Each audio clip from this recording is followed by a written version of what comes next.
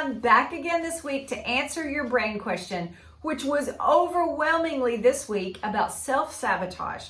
How do you know if you're self-sabotaging, and what do you do if you are? So first of all, let's clear up what is self-sabotage, because surely no one would do that to themselves on purpose, and probably you wouldn't. Self-sabotage is actually your brain pattern of removing itself away from an uncomfortable situation. Maybe the situation is a presentation you need to do, or getting your taxes ready, or cleaning your house before Thanksgiving. And when you don't want to do something, your brain feels as though that situation is threatening, and it starts moving you away from the threatening situation, the discomfort. And our brain creates coping mechanisms which sometimes sabotage our success. These patterns of coping, when they are repeated over and over, become a self-sabotaging set of pathways that we often use over and over again. The problem with these pathways is we don't often see the consequences of our choice until much, much later. If you put your hand on a hot oven, you instantly jerk back and you feel the results or the consequences of your action immediately. But self-sabotage, oftentimes, you don't even know the results until much later. So let's look at the 4 P's of self-sabotage, and let's see which P word you are. I have been, truthfully, all 4 in my lifetime. The number 1 self-sabotage system is procrastination.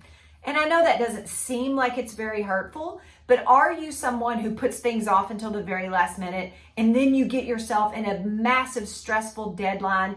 Are you someone who avoids the discomfort of things and so you go do something else instead? You love distractions because they keep you from doing the thing you need to do. You're not broken. This brain pattern is just one that you've used over and over again, and it's the most frequent pathway, and your brain loves familiarity, so it will use it for you again and again and again. And if you are someone who gets distracted on the internet and Facebook and Instagram and TikTok, and you really need to sit down and answer your emails, procrastination actually might be one of the ways you are sabotaging yourself. So what you can do is set yourself a timer. Set yourself a timer for 5 minutes or 3 minutes or even 1 minute, and force your brain to move out of this pattern and do something productive instead of sabotaging. The second P is perfection. Once again, it feels like this is beneficial and it feels like you're doing all the things you need to be doing, but what it's really doing is keeping you from action, because you think it's not perfect, and it makes you feel like until it's flawless, you can't put it out there. You can't do the presentation. You can't go do whatever it is you want to do until it's perfect, until you're perfect. But really, what that is telling your brain is you're avoiding rejection. And until it's perfect, you can't put it out there because perfection feels like it won't be rejected. The best thing you can do, if that's your P word, is to remind yourself that done is better than perfect. And if you will just do it, it's much easier to edit than it is to start all over. Perfection is a tricky one and affects so many of us. The third P is process pain. If this is your P word, it makes you feel like the thing is just too hard. This is way too hard and I'll never be able to do this thing. Maybe get in shape, maybe apply for a new job, maybe fix a marriage. It just feels way too hard. And the difficulty feels threatening to the brain, so you avoid the whole process altogether. You want to eliminate this whole discomfort. You often blame other people. Well, if you wouldn't act like that, then I wouldn't be so stressed. Sometimes you become the martyr. You make excuses. Those are people who have process pain as their self-sabotaging mechanism. If that's you, break things into small chunks. Don't try to fix your whole marriage overnight.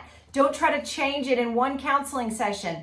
Break it down into small chunks which aren't so threatening for the brain. The last P word is a tricky one. It is poor choices. And we've all made those at some time in our life. But this is the one where we feel like something is so difficult that we want to remove ourselves from it and we want to just numb out. We just can't deal with this right now. It's too overwhelming. These are people that tend to go with alcohol, drugs, sex, gambling, shopping. You want to avoid the situation by just numbing yourself out and removing yourself from it. The best thing that you can do is find a trusted friend, someone who will tell you the truth and tell you you're making a bad financial situation. You are making a bad relationship decision. You're drinking instead of focusing on your family. Find someone to tell you the truth, not just someone to agree with you.